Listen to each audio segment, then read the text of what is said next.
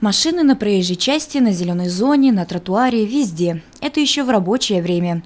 Здесь для автомобилей нет места, а потому они занимают все пространство. Частое противоречие в городских дворах.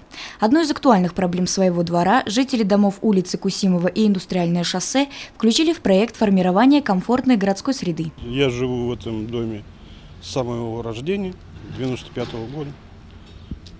Проблемы какие? Проблемы парковки.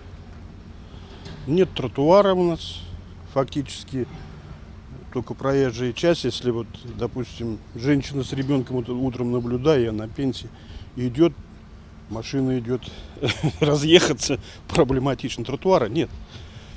Ну а так, все вот тут же на виду, все. Парковку, вот эту парковку мы, вот что заасфальтировано, делали своими руками, за свои средства. А потом число машин увеличиваться. Вот мы, что смогли, тут перенесли вот этот.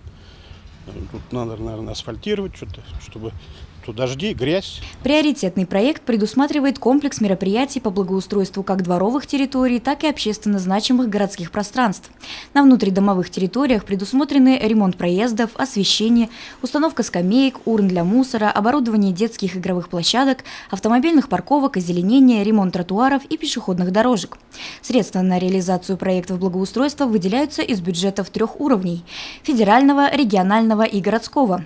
В Сибай в проект попали 4 квартала, все они расположены в микрорайоне Восточный. Его результаты в скором времени оценят жители Индустриального шоссе, улиц ветеранов, строителей и Чайковского. В этих кварталах уже идут ремонтные работы. Кстати, ход строительства можно увидеть и в интернете в режиме реального времени. В целях обеспечения контроля реализации проекта в установленные сроки и качества работ на указанных дворовых территориях организовано видеонаблюдение. Евдокия Титаренко, Айгуль Хамитова, Олег Кадыров, Любовь Карпова, телекомпания СТВ.